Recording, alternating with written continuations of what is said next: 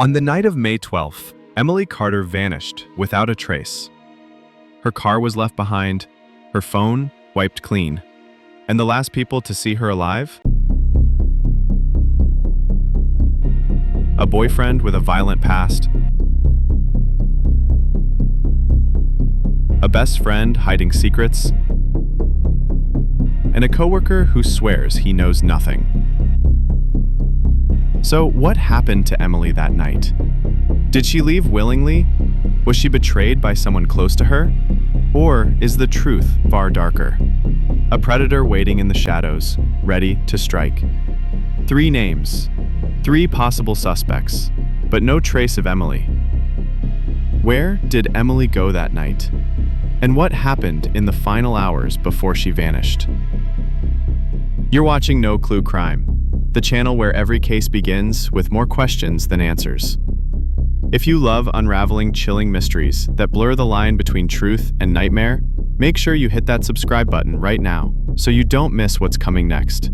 Because tonight, we're going back to 1999, to the night Emily Carter disappeared. And trust me, this story will leave you with chills. May 12th was an unseasonably warm Wednesday in Ashwood. The kind of night where teenagers lingered at the gas station, and the hum of crickets echoed across empty streets. Emily finished her hospital shift at 7:45 p.m. Her roommate remembered she came home, showered, and changed into jeans and a blue jacket. She told her roommate she was meeting Mark, her boyfriend of 2 years, at Duke's Diner on Main Street. At 8:30 p.m., they were seen sitting in a booth. Witnesses later told police their conversation looked tense. Mark leaned forward, gripping the edge of the table, while Emily stared down at her coffee. One server claimed she heard Emily say the words, "You can't keep threatening me." By 9:15 p.m., Emily left the diner. That was the last confirmed sighting of her alive. But where did she go next? Straight home? Or into the arms of danger? The next morning, Emily's roommate reported her missing.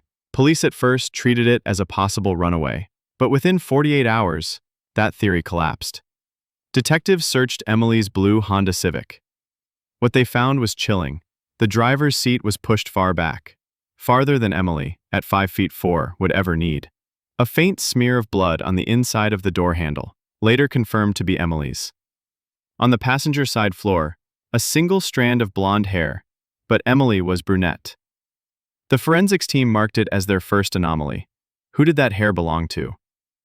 Every lead pointed to foul play, and police knew the clock was ticking. Mark was the first to be interrogated. He was 26, a mechanic, known for his short fuse. Police learned the couple had been fighting for weeks. Emily's friends claimed he was controlling, checking her phone, following her, even threatening to expose private photos if she left him. Blackmail. Mark insisted they argued that night, but that Emily stormed out and never came back. He denied following her, but surveillance footage from a gas station just 2 blocks from Emily's home showed his truck driving past at 10:04 p.m. He had lied. When confronted, Mark said he just went for a drive. Detectives pressed harder. Why did his knuckles have fresh scratches? Mark insisted they were from working on a car. Forensics later found faint traces of Emily's blood under his fingernails. Was Mark's jealousy enough to make him snap? Or was he just another abandoned boyfriend in a town full of broken promises? Then there was Claire Reynolds, Emily's closest friend since middle school, but their friendship wasn't as perfect as it seemed. Police discovered Emily had confronted Claire about a betrayal. She suspected Claire was secretly meeting Mark behind her back. Claire's interrogation painted a picture of guilt wrapped in denial. Police asked her directly, "Did Emily come to your house that night?"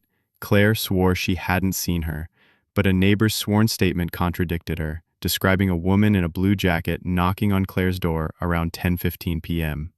When police searched Claire's home, they found something even more alarming: Emily's silver locket tucked in a dresser drawer.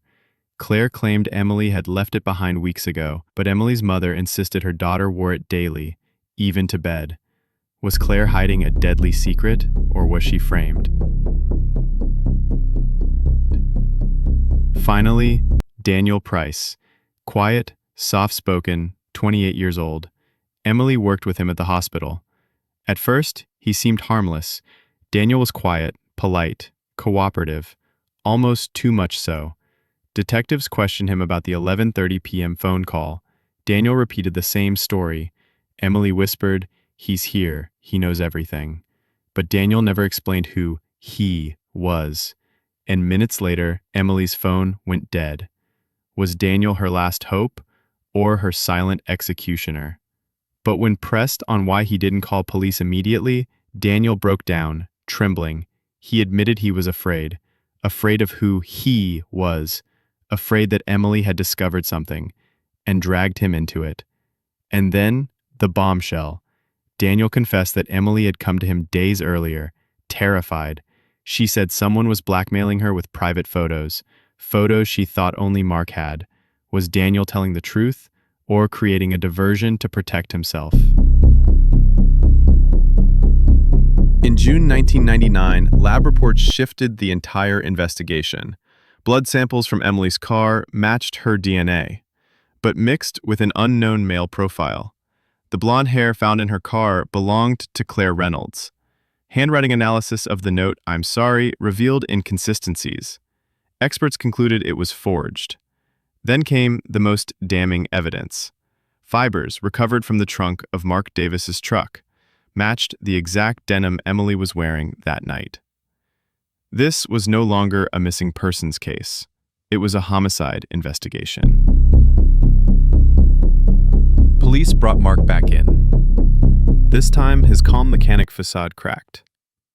Detective: "Why were Emily's jeans fibers in your trunk?" Mark: "She got in the truck once, weeks ago." Detective: "And the blood under your nails weeks ago too?" Mark demanded a lawyer. Meanwhile, Claire collapsed under pressure. She admitted Emily came to her door that night, but claimed she sent her away. She said Emily was hysterical, screaming that Mark will kill me.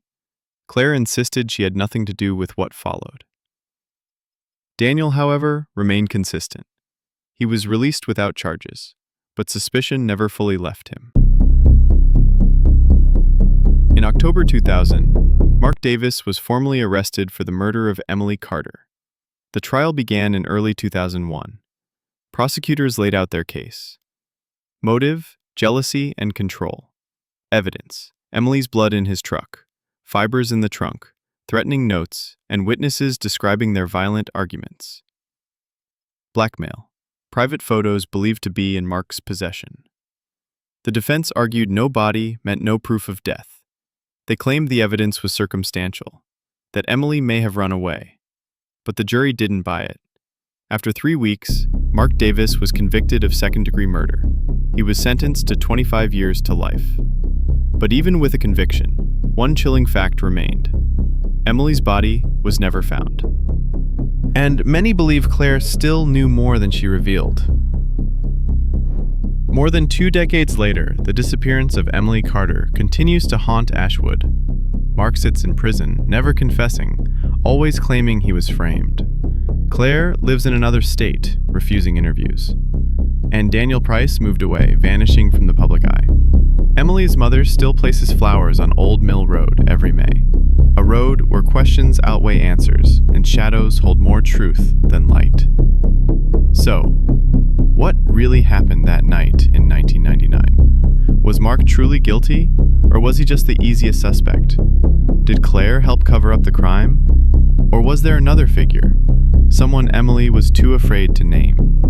On No Clue Crime, we don't just tell stories, we chase the unanswered questions. What do you think happened to Emily Carter?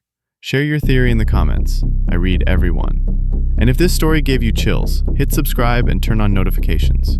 Because next week, we're digging into a case so disturbing, entire police files were locked away for years. Until then, stay safe, stay curious, and remember, sometimes the scariest stories are the ones with no clue.